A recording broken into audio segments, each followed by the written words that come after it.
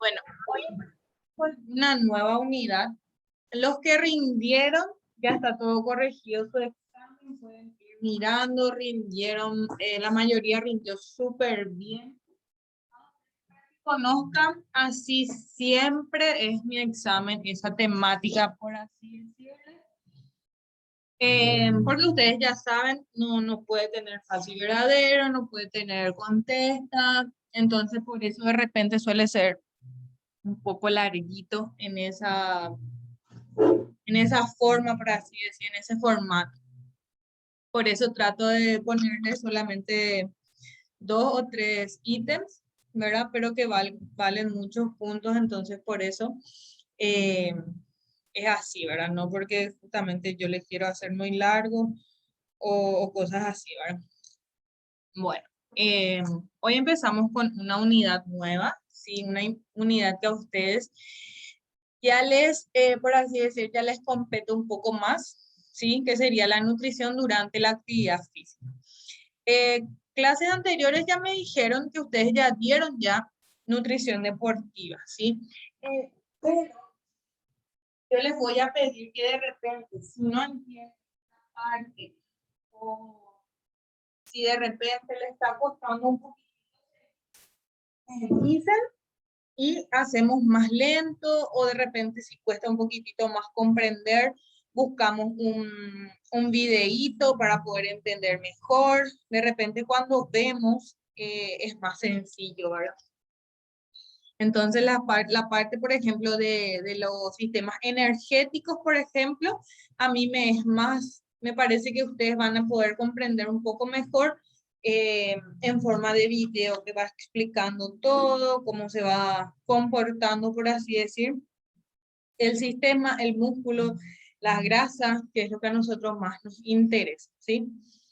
Bueno, debemos de saber primeramente marcando para después pasarle. El sistema energético, ¿sí? El sistema energético sería, por así decir, todo movimiento obviamente implica una contracción muscular. ¿Qué quiere decir contracción muscular? Un movimiento del músculo, ¿sí? Y un combustible para ese movimiento, ¿sí? Obviamente eso va a venir del ATP, ¿sí?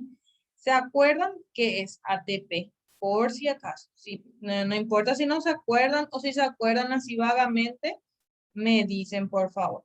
¿Se acuerdan o no qué es ATP?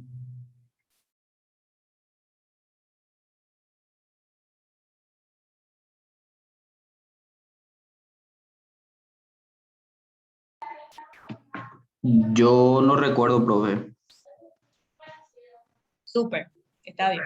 Bueno, el ATP es, por así decir, son siglas, ¿sí? Sería adenosina trifosfato. Eso sería, digamos, las 3 letritas de ATP. ¿Sí? Adenosina trifosfato, que sería una molécula que da energía, ¿sí? Que se obtiene a través de diferentes vías, ¿sí? Según, obviamente, la actividad física que estés haciendo o la intensidad con que estés haciendo, vas a tener esa energía de una u otra vía, ¿sí? Pero siempre el ATP es el que nos va a dar energía, ¿sí? Como dije, es una molécula de adenosina con 3 grupos fosfatos inorgánicos, donde los 2 últimos representan enlace de alta energía, ¿sí? Tenemos que saber también que cada ATP que pierde un fosfato, sí, hay que saber que esto, el ATP de repente le agarra un fosfato, después le suelta otro fosfato, se convierte en ADP y todo eso, ¿sí? Entonces voy a ir lento en esta parte por si de repente se acuerdan de algo, ¿sí? Bueno, repito otra vez. El ATP pierde un fosfato, una molécula, se convierte en ADP y libera 7 calorías, ¿sí? Que es lo más importante para las nutricionistas que queremos que nuestro paciente o nuestro atleta vaya disminuyendo de peso, ¿sí? Del 100% de la energía que esa persona está liberando, solo un 25% se utiliza para la contracción muscular y el 75% restante de ese 100% se disipa en forma de calor por diferentes mecanismos. Se dan cuenta que de ese 100%, solamente 25 es lo que causa una contracción muscular y el 75% es lo que de repente a nosotros nos pone más colorados, nos pone más la liberación de calor, por así decirlo, ¿sí? Bueno, existe una pequeña reserva de ATP libre que se encuentra en los músculos, ¿sí? Que alcanza para realizar una actividad de pocos segundos, una actividad que dura muy pocos segundos. ¿Cuáles podrían ser esas actividades que duran pocos segundos? ¿Qué actividad física puede ser que dure pocos segundos, pero de una intensidad fuerte?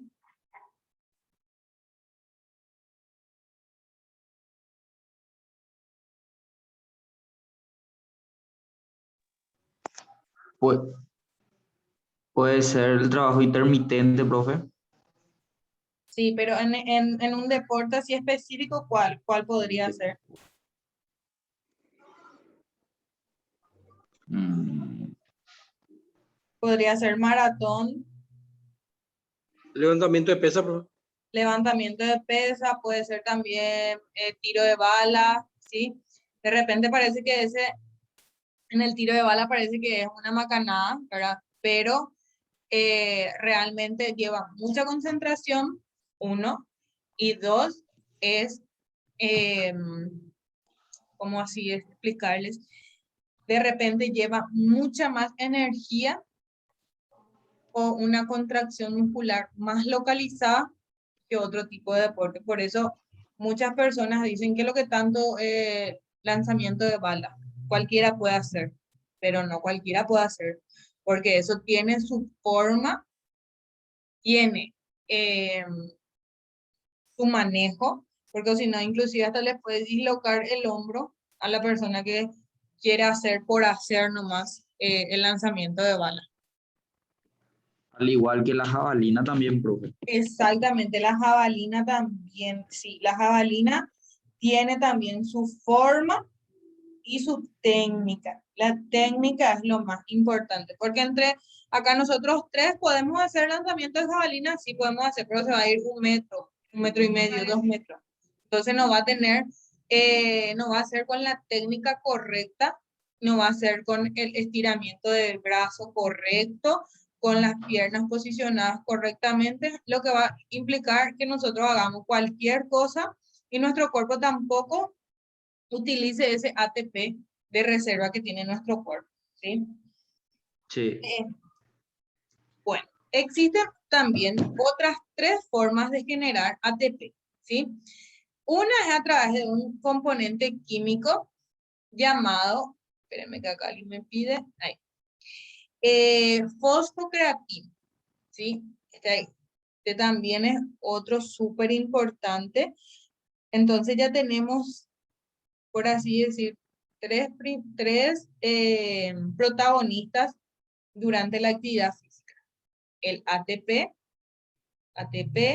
ADP, acá ya le tenemos a la fosfocreatina, y también otras 2 que dependen del metabolismo de nutrientes que generan energía, ¿sí? Bueno, entonces, tenemos 3 grandes grupos que acá a nosotros nos interesan. ATP, ADP y para empezar la fosfocreatina, ¿sí? Entonces acá tenemos para abrir otra vez una nueva ventana, un nuevo ítem, que sería sistema de fosfágeno, ¿sí? La fosfocreatina tenemos que nosotros saber que es un compuesto rico en energía que se deposita ¿dónde? En la célula muscular. Cuando se hidroliza, brinda una energía para que utilice el ATP, ¿sí? Entonces, las reservas corporales de ATP y de fosfocreatina son muy pequeñas. Nosotros, por así decir, reservas tenemos, pero en poca cantidad. Pero es lo más importante en este sistema, es la rápida disponibilidad de energía. Esto es lo más importante de la fosfocreatina, la rápida disponibilidad. Vos necesitas y vos ya tenés para utilizar, ¿sí? Este sistema de energía predominan los deportes explosivos, ¿sí? Como dijimos hace un rato, 100 metros llanos, puede ser lanzamiento de bala, jabalina, puede ser lanzamiento de disco, ¿sí? Son deportes que duran menos de 1 minuto, ¿sí?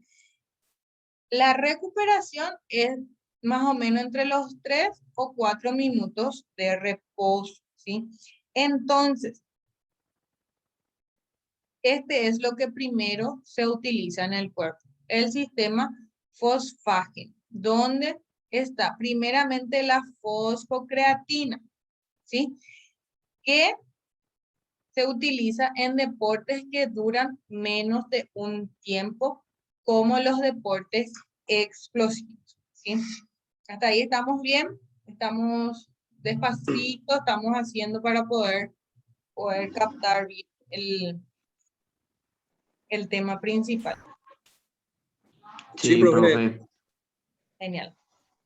Bueno, entonces, los compuestos de fosfato de alta energía, ATP, y fosfocreatina se denominan fuente de energía anabólica aláctica, ¿sí? Fuente de energía anaeróbica aláctica, debido a que no utiliza oxígeno, ¿sí? Anaeróbica, ¿sí? Entonces no utiliza oxígeno y que no forman ácido láctico.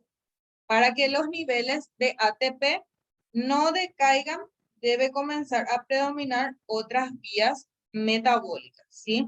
Entonces, ¿cuáles serían las otras vías metabólicas?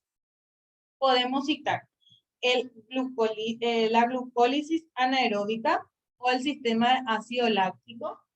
También tenemos el metabolismo aeróbico, ¿sí? Y esos dos vamos a desarrollar. ¿Alguien se acuerda un poquitito, algo así, algo del ciclo de Krebs? Si dieron o no dieron el ciclo de Krebs, ¿ya escucharon alguna vez? Yo ya escuché, profe, pero la verdad que no recuerdo. Yo les De cuento mi que parte, al menos no, profe. súper bien. Yo les cuento que el ciclo de Krebs es algo así que nosotros tenemos que manejar por lo menos así a grandes rasgos para poder guiarle a nuestro, en el entrenamiento, para poder guiarle en cuanto a qué puede utilizar para mejor rendimiento, ¿sí? Pero vamos a ir haciendo de a poquito eso para poder entender mejor, ¿sí? En cuanto a la glucólisis anaeróbica o sistema de ácido láctico, ¿sí? Es lo que primero vamos a ir desarrollando. No se preocupen que esto yo les voy a pasar todo así, yo les estoy dando un súper resumen de todo porque uno es un poquito complicadito y cargarles con tanto ya va a ser avaricia. Bueno, la glucólisis, ¿qué quiere decir? Que se refiere a la degradación de la glucosa, ¿sí? ¿Y en qué convierte la glucosa? En piruvato, ¿sí? Al no haber oxígeno, ¿sí? Porque dice anaeróbica, ¿sí? Entonces no hay oxígeno, transforma en ácido láctico, ¿sí? Entonces ahí nosotros ya hacemos juntamos y ya utilizamos nuestro poder de la mente, porque en el nombre ya te dice todo para que vos puedas entender mejor. Glucólisis anaeróbica.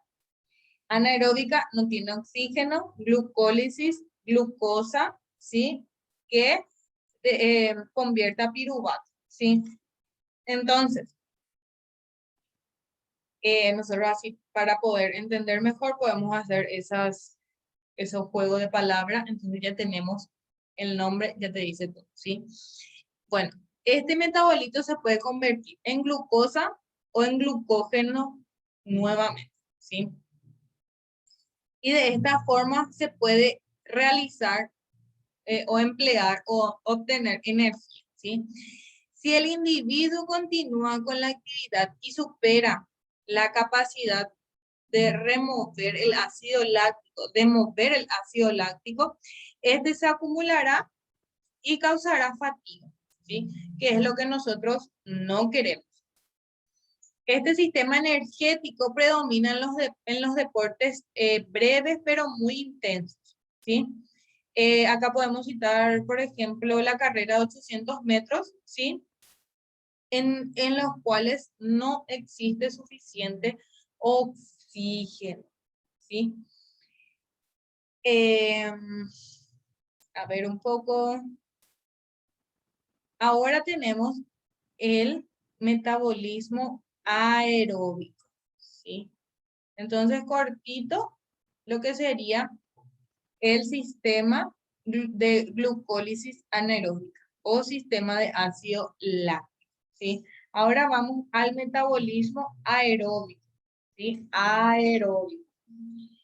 Este sistema ocurre dentro de las mitocondrias, produce la oxidación de grasa, glucógeno, glucosa y en menor cantidad utiliza o degrada proteínas a través del ciclo de Krebs, que es lo que estuvimos hablando en un ratito, y del sistema de transporte oxidativo de electrones. Este sistema predomina en los eventos muy prolongados como maratón, ¿sí? La única limitación es la cantidad de sustrato y de oxígeno. Este último factor, el oxígeno, depende directamente de los procesos respiratorios y cardiovasculares, ¿sí? Ustedes seguro ya saben que de repente hay personas que no saben respirar cuando están haciendo su actividad física, ¿sí? Entonces, primeramente luego, enseñarles a cómo respirar, cómo inhalar, cómo exhalar, para no fatigarse excesivamente, para no fatigarse antes de tiempo, ¿sí? Entonces, estos sistemas interactúan permanentemente y el predominio de cada una depende básicamente, uno, de la intensidad del deporte y otro, de la duración, ¿sí? Que es lo más importante para nosotros. ¿Cuánto dura y qué intensidad tiene ese deporte, ¿sí? Bueno, el combustible más eficiente con respecto al consumo de oxígeno son los hidratos de carbono. Entonces, por eso nosotros no podemos, el nutricionista no puede quitar el hidrato de carbono del plan nutricional del atleta. Y hay muchos errores con respecto a eso. De repente te dicen, no, pero el hidrato de carbono te engorda, te hace sentir más pesado, te hace sentir más fatigado, y no es así, porque el hidrato de carbono lo que hace es convertir en energía. ¿Mediante qué? Como estuvimos viendo, mediante la glucosa, ¿sí? El hidrato de carbono va transformando, haciendo su proceso normal y produciendo energía, ¿sí? Pero por supuesto que su disponibilidad se limita a la concentración de glucosa en sangre. a los depósitos de glucógeno en hígado, que son aproximadamente de 100 gramos, y al glucógeno muscular, que es de 300 a 500 gramos de acuerdo al entrenamiento, que es muy importante saber qué tipo de entrenamiento está teniendo, de acuerdo a la dieta y la cantidad de músculo, ¿sí? Las reservas de grasa son mucho mayores, siendo el combustible de elección cuando la intensidad de la actividad física baja, ¿sí? Baja a moderada. Lo importante es saber que la grasa se utiliza también como combustible, pero cuando la intensidad ya sería moderada. Si la actividad se intensifica, la principal fuente, como dijimos hace un ratito, van a ser los hidratos de carbono, ¿sí? ¿Se acuerdan que en el metabolismo aeróbico es donde las proteínas están presentes, pero en menor medida a través del ciclo de Krebs? Pero el combustible más eficiente sería entonces el hidrato de carbono. Y en el medio, por así decir, estaría la grasa y en último estarían las proteínas, ¿sí? A ver un poco. Bueno, con respecto al gasto de energía para determinar las necesidades diarias, se necesita determinar el metabolismo basal. Sí, el metabolismo basal, ¿ya escucharon algo de metabolismo basal?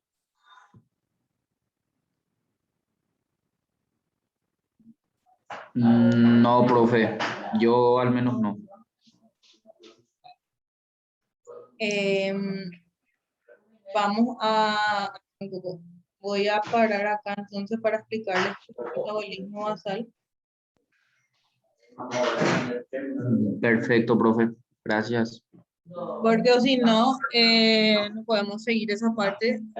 Pero está súper bien. Cuando ustedes no entienden algo, no saben, me dicen y yo les explico bien, ¿sí? Espérenme que voy a un ratito, por favor.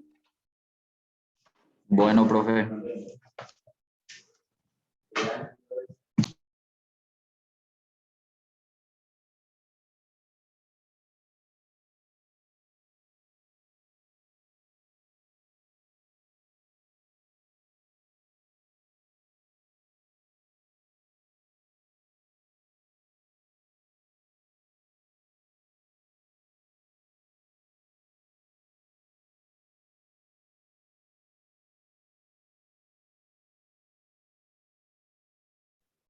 A ver, un poco.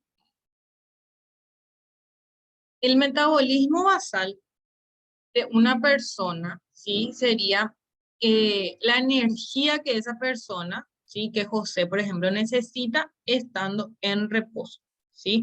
Sería lo que tu cuerpo necesita para hacer sus funciones diarias. No para hacer actividad física, sino para respirar, para moverte, para las funciones de tus pulmones, de tu corazón, ¿sí? Serían las calorías mínimas que vos necesitas diariamente para que tu cuerpo funcione correctamente, ¿sí? Entonces, siempre nosotros tenemos que saber que una persona, si su metabolismo basal es de, por ejemplo, 1500 calorías, nosotros no le podemos hacer un plan de alimentación de 1200, siendo que nosotros no estamos ni siquiera cubriendo lo que su cuerpo necesita para seguir funcionando correctamente, ¿sí? Eh, como dije, es para mantener el funcionamiento óptimo de los procesos vitales. ¿Cuáles son los procesos vitales? Respirar, hablar, mover los ojos, las funciones cardíacas, el páncreas, el hígado, ¿sí? Eh, a ver, obviamente que el metabolismo basal, ¿sí? Depende del peso que tiene esa persona, de la edad, el sexo. Y por sobre todas las cosas, de los hábitos que tiene esa persona en cuanto a la alimentación. si hace las 5 comidas, si no desayuna, si solamente almuerza y después cena, obviamente su metabolismo va a ser más lento, ¿sí? Y es muy difícil, pero se puede lograr incrementar o aumentar el metabolismo basal si es que está muy bajo, ¿sí? Entonces, con respecto al gasto de energía, para determinar las necesidades diarias, se necesita, por supuesto, se necesita primero saber, entonces, el metabolismo basal. ¿Cuántas calorías necesita esa persona para poder cubrir sus necesidades? Y luego sumarle el efecto térmico, el efecto calor, caliente de los alimentos y el gasto que necesita por la actividad física, que es la cantidad de energía que necesita para poder realizar esa actividad física, ¿sí? Las condiciones climáticas influyen muchísimo, ¿sí? A altas temperaturas aumenta el metabolismo basal, mientras que en el frío se relaciona directamente con la cantidad de tejido adiposo de la persona. A mayor cantidad de tejido adiposo, menor gasto, ¿sí? El tejido adiposo sería la grasa, ¿sí? A ver un poco. Después tenemos, hasta acá vamos bien. No me quiero ir nomás muy rápido porque Sí, no. profe, genial. Bueno, Está bien, profe. qué suerte. Ahora tenemos la parte de utilización de nutrientes, ¿sí? Acá en nutrientes vamos a desarrollar los 3 puntos más importantes, que sería la grasa, los hidratos de carbono y las proteínas. También vamos a hacer la parte del líquido, ¿sí? Que el líquido es lo más importante para, como ustedes saben, una correcta hidratación, ¿sí? Vamos a empezarlo por ahí. Bueno, en cuanto a líquidos, la actividad física produce un aumento de la temperatura corporal, ¿sí? Si vos estabas, por así decir, con el ventilador en 7 sin hacer nada, luego empezás a hacer payasito, abdominales, eh, no sé, flexiones de brazo, tú ya vas a empezar a sentir calor, de 7 vas a pasar a 5. Y luego así hasta a incrementar la intensidad y la duración de tu actividad física. Eso quiere decir que tu temperatura corporal está aumentando. Siendo importante un volumen sanguíneo adecuado para que el organismo, nosotros debemos de saber eso, ¿sí? Tenga la capacidad de disipar el calor por medio de los vasos sanguíneos, vasos cutáneos y del sudor, lo que implica que esa persona va a ir perdiendo agua, ¿sí? Por eso no tiene sentido que una persona utilice faja o rompeviento o que se coloque las bolsas para ir a correr, ¿sí? Porque lo único que está haciendo es deshidratarse. No es que está perdiendo más grasa, está bajando de peso ni nada. No, lo único que está haciendo es perder líquido, ¿sí? Entonces, el líquido que nosotros vamos perdiendo, ¿sí? Depende, obviamente, de la intensidad y de la duración de la actividad física, de la temperatura y la humedad que existe en el ambiente, del movimiento también, si hay aire o no, perdón, si hay viento o no, ¿sí? De la vestimenta y de la radiación solar. En nuestro caso, sí que este punto para mí sería lo más importante. ¿Por qué? Porque nosotros tenemos de repente una intensidad media, una duración media, pero humedad elevada, casi nada de viento, nos ponemos cualquier cosa para la ropa, nos ponemos encima una faja y hay resolana. Entonces ahí luego ya vamos luego más o menos nomás, luego ya estamos perdiendo más líquido de lo que deberíamos de perder, ¿sí? La sed, ¿cuándo se activa? Cuando se ha perdido mucho líquido corporal, ¿sí? Resultando un indicador ya de las necesidades hídricas. ¿Qué quiere decir eso? Si vos tenés sed, es porque ya estás deshidratado. Nosotros no podemos esperar a sentir sed para tomar agua. Nosotros debemos de consumir como mínimo 2 litros de agua y aparte mate o tereré o jugo, ¿sí? Pero 2 litros de agua como mínimo, ¿sí? Entonces, tu cuerpo, si Leoncio, por ejemplo, no toma agua, hace una actividad física y va a sentir una sed ya así extremada. ¿Por qué? Porque su cuerpo va a ir eliminando líquido y ya va a empezar a entrar en un estado de deshidratación. Entonces, lo ideal sería que Leoncio consuma agua en todo el día, pero en especial a la hora de hacer una actividad física. Cuando nosotros tenemos sed, cuando nos deshidratamos. ¿Y cuando sentimos eso? Cuando tu cuerpo ya entró en un estado de deshidratación ya casi aguda, crónica, ¿sí? Entonces, eso es lo importante, no esperar a sentir sed para tomar agua, ¿sí? Es importante controlar las pérdidas de líquido corporal con el peso, ¿sí? Obviamente que de repente no todos tenemos una balanza, pero lo ideal sería que un atleta a una persona o una persona que nosotros le estamos entrenando, poder controlarle el peso antes de su evento y luego de la actividad. Y el color también es importantísimo. El color de la orina es súper importante. Cuando es muy oscuro, la orina quiere decir que hay una mala hidratación. Ustedes pueden hacer la prueba en sus casas. ¿Cómo?